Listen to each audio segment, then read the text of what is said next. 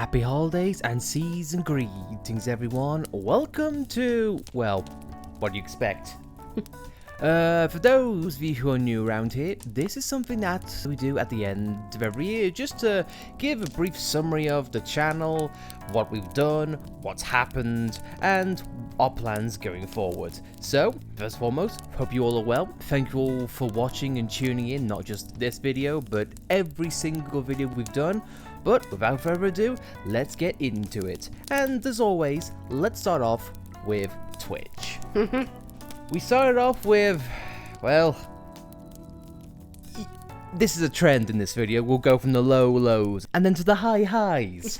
We started off with Sonic Frontiers. Fanboys, bear with me. Okay, Frontiers has the potential to be a great game, much like Sonic in a nutshell. Yep. Now, it's been a step in the right direction. What can I say about Sonic Frontiers that hasn't been said about Sonic in its entirety? Its transition to 3D hasn't been very smooth. It's had good ideas and bad ideas and so on and so forth. Frontiers, I feel like, is a good foundation for what Sonic can be in the years to come. Marred by design choices, narrative, tonal differences, and just some badly executed ideas. But I liked where it's going, and whatever Sonic game comes next, and if it follows through on this foundation, I am looking forward to playing it. And bear in mind, we have not played the DLC, so for all we know, the DLC could have fixed things. That comes next year, but we'll get to that later on. So once Frontiers was all done dusted, we moved on to a little game that I was so looking forward to Alice playing for the first time, was the Stanley Parable. Now for me, it's one of the best games of all time if you're talking tongue-in-cheek, comedy, and just generally a good time. I know you might have been skeptical about it going in, but still, you appear to have a good time. Yeah, with Stanley and the bucket. And the bucket.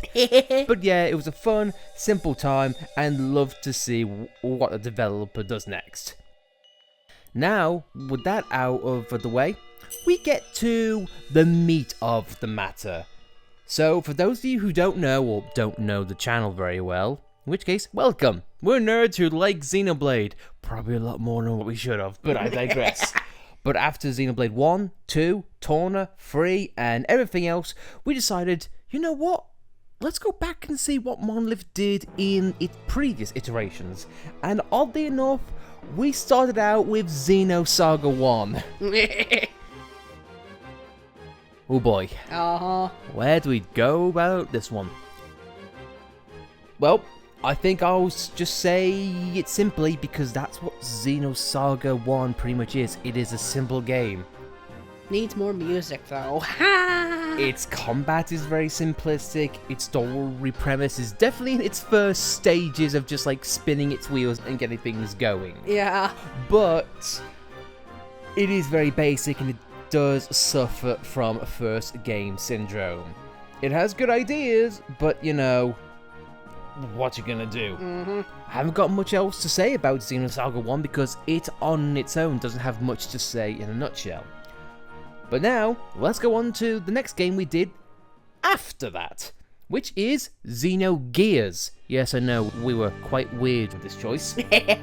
But man, I'm not gonna bore you to tears, but if you have not played Xenogears, my God, you should. Yeah.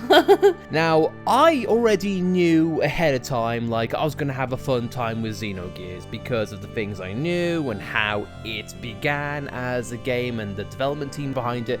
But even then, I was surprised on just how much fun, how good the story is, the music is, the characters, the atmosphere, and so on and so forth. And the story twists as well. Yeah, so again, if you haven't played it, by all means do. Now, from Xenogears, there was a bit of a gap in our schedule regarding Twitch. Yeah. I'll keep it brief. Basically, halfway through our playthrough of Gears, save files were lost, and yeah, it was quite a hodgepodge ending for the series, let's just put it that way. But I just want to take this time to really, before finishing off Twitch, like, my god, Xenogears, it brought a lot of eyes to the Twitch channel. Yeah, it did. Yeah, so for what it's worth, if you guys have come from Twitch and watching this video, thank you.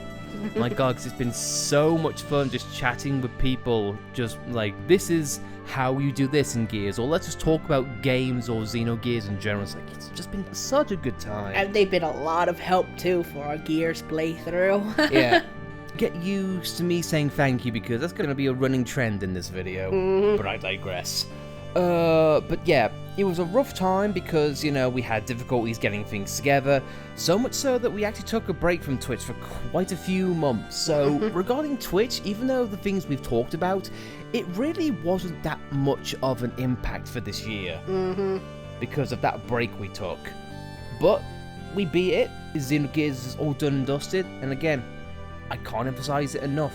Play it yourself, or Square, please just remake it, or give it modern ports. Is it really so hard? But yeah, it was my personal game of the year this year. my god, Jeff Keighley's got nothing on you. Anyway, we've gone from the high highs, now we end things off with the low lows regarding Twitch. Let's start off with the elephant in the room for us. Now, for those of you who don't know, we have been in contact and been in works with the Gamers Outreach Foundation. We have been in talks and works with Jay Witts on YouTube, and he said, hey, do you two want to join in with charity work? And we said, hell yeah! So, for those of you who don't know, the Gamers Outreach is providing gaming, entertainment, consoles, and everything else in between to kids in hospitals, because, you know, kids just need that little distraction in hospitals, and we were very happy to be a part of it. We took part in random game nights, and to be honest, it was a lot of fun. But the results in which we were able to bring, it wasn't what we were wanting. And it does make us question a few things going forward. But what do you guys think? I'll open it out to you. Do you feel like it's something which we should continue, or should just bow out gracefully and just say, you know what, our airtime could definitely go to someone who can generate a lot more? I know it's goodwill and whatnot, but we wouldn't want to muddy the waters or clog up the channels, so to speak. And cause them more work when there's little return in the end. Pretty much. But yeah. And then we finish off with the last game which we played as of recording of this video. It is Xenosaga 2. Oh boy. I'm not going to go on a rant, but I'll just keep it brief. I've got so much things to say, but so little time. Many questionable design choices. To put it simply, if you don't min-max, or use a guide, or use the exact strategy the game wants you to use, turn by turn, level by level, you're gonna have a rough time, dude. And be prepared to spend 5 hours in one dungeon. It requires a lot of the player, and even then it's not really friendly. If you make a mistake in one turn of combat, it's either gonna make that battle go along ages, or you're just gonna hate life. Yeah.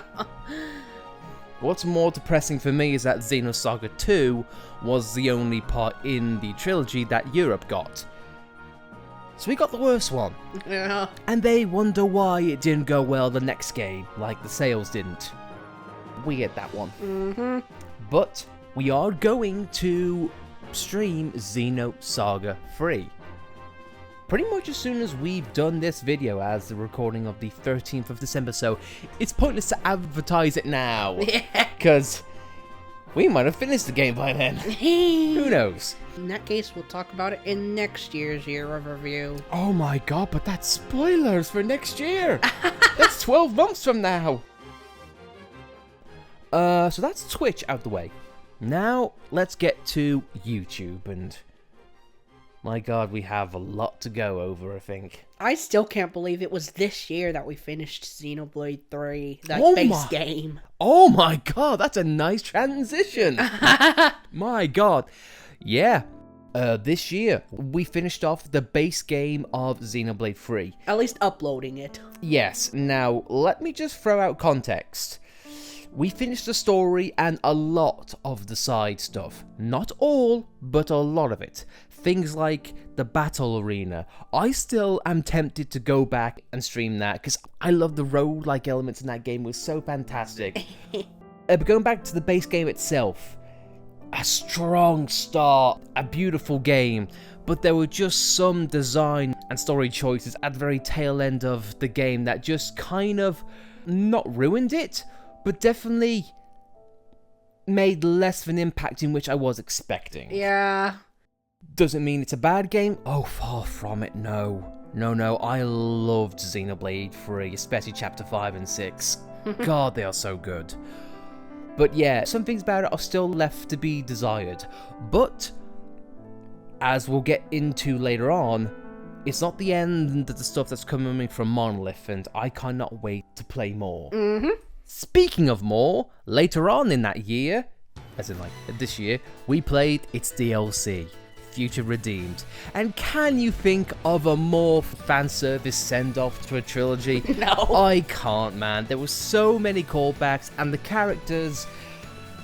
Again, I feel like the main cast, it's one of the strongest casts that Xenoblade has ever done. No more dumps in the radio at the end. Yes, which again makes me salivate for what's coming next in Monolith's history. It was short, simple, but man, it was a blast every single step of the way, and it's rightfully so one of the highest rated pieces of gaming that's been released this year for a DLC. And can I say, it is a crock that Xenoblade 3 Future Redeemed did not receive over nomination for Soundtrack of the Year or Ongoing Game of the Year when Cyberpunk got a DLC.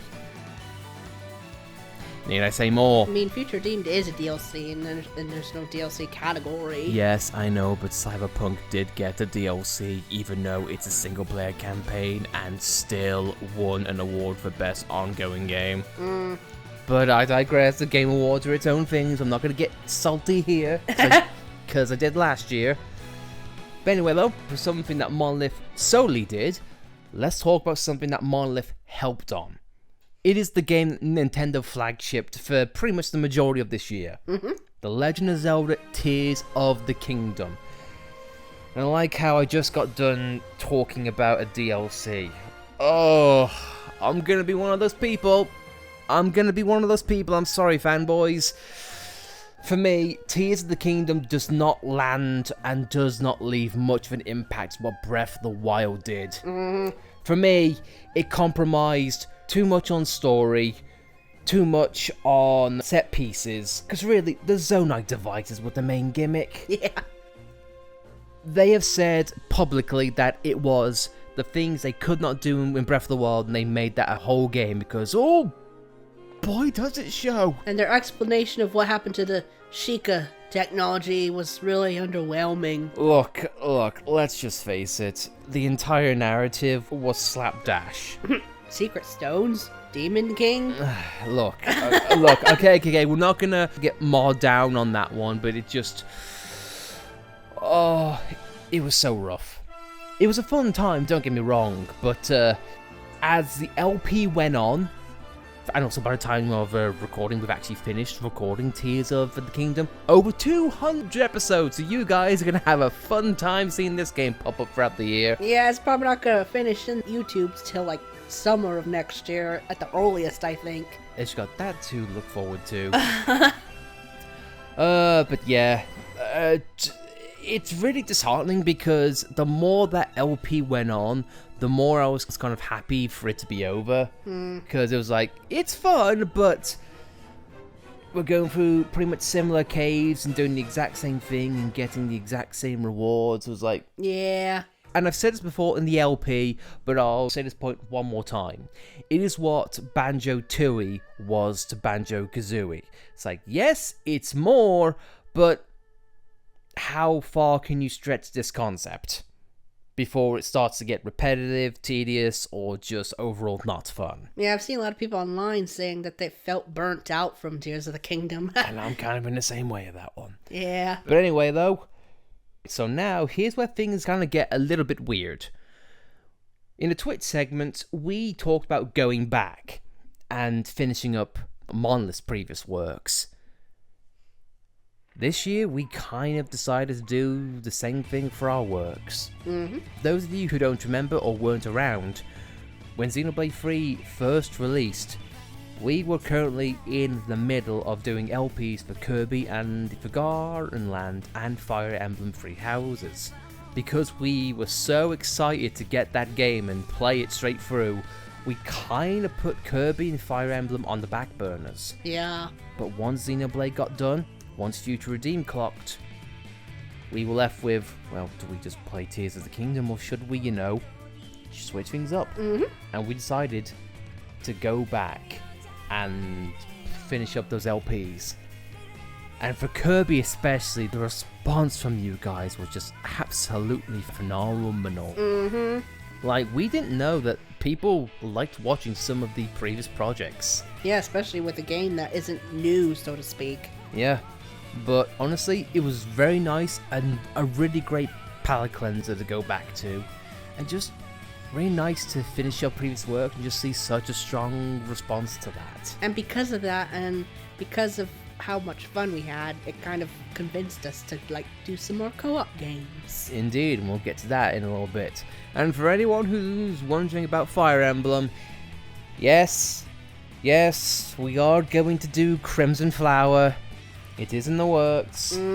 We do have plans for it. It's just after the technical difficulties we've had with that game. Oh, it's just going to be a hell of a time. Yeah. But anyway, though, enough of that. Let's get to the last game which we LP'd this year. And by the time this video comes out, we would have already finished up and done. That is Super Mario Bros. Wonder. And my god, what a wonderful game it is. Yep. Colourful, wacky, weird. You don't know what power-up's going to come next. It is pretty much the best example of what a video game can be this year, I feel. Which is cartoony. It's a fun time for just one person or four. And it's just very nice just be in awe of just video games and just the creativity that it can bring. It was short, simple, fun, but my god, it was such a good time. Not including DLCs, it was our shortest LP on this channel. Yeah, but you know what? We needed it because we just needed a game which we can just absolutely just have fun with and just not take seriously. I mean, because for God's sake, we played Xenoblade, Future Redeemed, Xenosaga, Fangears, and Tears of the Kingdom, and Fire Emblem. Those are all big games. Well, not just big, but just like tonally, they're pretty much of the same irk. Yeah. But Kirby and Wonder, let's just play a game. Let's just play a game. It's just nice. Yeah. Here's where we stop talking about things which we've done.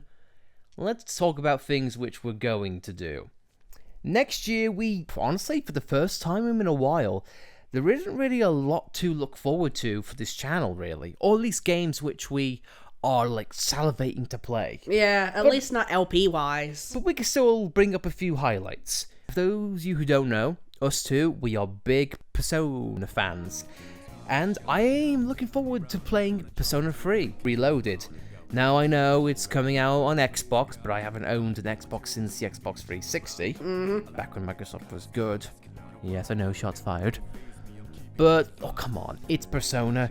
Is it really gonna spend trapped in the Xbox ecosystem? No, it's just a timed exclusive. It's gonna come to Sony consoles eventually.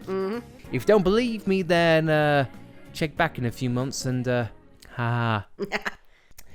And I know I've banged this drum so many years because it keeps on being delayed, pushed back, and all the like. But hopefully I'll say it one more time and then I can be done with this. Grand Blue Fantasy Relink. I'm not gonna overstate points, I'll just say its combat was developed by Platinum, it's got music from some folks who made Xenoblade, and it looks bright and colourful and looks like a fun, simple time, so Why not? That's it. That's the end of that for me. And finally, something that a lot of people look forward to is Paper Mario The Thousand Year Door Remake. It's been missed from the GameCube, and it's been a game I've wanted to play for a long, long time. Also, just clicked. We never talked about Princess Peach. And the other Mario games. Mario fans are getting fed next year. Yes, they are. Hey. But aside from those games which we have stated, is there any other games which you guys would want us to play, talk about, or LP? I've been thinking about Pikmin 4, to be honest. Really? You have? But I don't know how the co-op is, because didn't we look at the co-op video and it was eh? Pikmin 3 as full-fledged split-screen co-op. Pikmin 4 really doesn't. But I think it does have a demo. So we can play that if you want. Because it won Strategy Game of the Year, so it's just, I don't know. I guess let's just do a quick fire shot of games I'm thinking of playing then. Pikmin 4 is definitely on there. Sea of Stars, definitely on my radar. And Fire Emblem Engage. Because it's Fire Emblem. Is it good? Is it bad? I gotta see the poster. I gotta see it, just for the sake of it. And who knows what gaming goodness is going to be brought to our attention later on. But either way, I ask again, what games would you want us to play? We're open to suggestions by all means. Now, is that everything which we want to talk about? Last month we went to a con for the first time. Oh yes. How could I forget? This can be personal stuff now, so things about the channel have come to a stop. But yeah, last month we went to a con. I'm not going to say which one, for security reasons, but you can probably guess. But yeah, we got to meet the lovely lady herself, the voice of Melia Antiqua, Jenna Coleman. For the brief time in which we talked to her, she was lovely, sweet, and she even signed our copy of Xenoblade Chronicles Remastered. So, I get to see a picture of Melly on our Xeno shelf with a little Melly Sig. Melly Sig. That's a highlight. Yep. I think it's my mission now to just see if I can track down every member of the main cast from the original Xenoblade and make them sign stuff. Karina Reeves was doing a digital signing event like a day or two ago. I feel bad for not tapping into that. Oh well. But yeah, I think Adam Howden can be reached out to. Karina Reeves, definitely. It's just Rufus Jones and Ricky's voice actor. I'm sure I'll be fine. But yeah, absolutely a fun time. Now I feel like this is when things are gonna get a little bit sappy, but it's something that I still want to talk about. This has been something that was on my mind early on in the year. Every time a Xenoblade game gets released or gets announced, we do LPs of it and whatnot, but one of my favourite things to do is just to talk about the things that are released to the public, as in like screenshots, trailers and whatnot, just talk about it, in chat. The news drip drops. Yeah, sure. I will never come up with a name for it and I'm sad. But the point of all this is we get a lot of talk and a lot of people watching. And bittersweetly, Xenoblade 3 is the last time in which the Xenoblade as we know it was going to occur. So I was thinking, well, it's fun while it lasted. The news drops, the game comes out, the OOP gets finished, and then things kind of taper off once that happens. But then something amazing happened. You guys kept watching. Whether it's been our Kirby LPs, our Fire Emblem, or back to Zelda, you guys have still kept around, you've just been watching still. And this goes the same thing for Twitch as well. I can't thank you guys enough. Because we... Like, if you couldn't tell from my voice, I know I'm probably not the most entertaining person to listen to. I think people mainly flock here because of you, actually, because you have an accent and I don't. People are a sucker for British accents, so I think our channels are only the way they are now because they like to hear your British accent. Oh, guys. They don't give a toss about me. Oh, do not say that. I give a toss about you. Audience, please let my wife know that she is beautiful, that she is heard, and that she is seen, and she is loved. Because I'll say it. Wife, honey, Alice, you are heard, and you are seen, and I love you to bits. I wouldn't be doing this YouTube stuff without you. That's not that noise. Listening to me is tedious enough as is. They need something to balance out. But seriously though, guys, whether it's been YouTube, Twitch, or anything else, thank you so much for watching. You guys has just been amazing. Because again, like I said, we know we're kind of awkward and all that jazz, but you guys for some reason tune in and watch, and we're just, because we don't do this be like, oh yes, if we keep on this YouTube trend we'll make some money. Yeah. No, that's not the reason why we do this. For those of you who don't know, we simply make YouTube just so we can record our memories. Archiving. Yeah, pretty much, because the reason being is we played Xenoblade Chronicles on the Wii for the first time and we never documented it. But it's one of our favorite games of all time, and we wished we had recorded that first reaction of every step of the freaking game. If I got a time machine, that would be one of the first things I'd amend. Yeah, but yeah, that's the reason why we do YouTube, and some things we try and do with Twitch, even though sometimes copyrights say no. But I digress.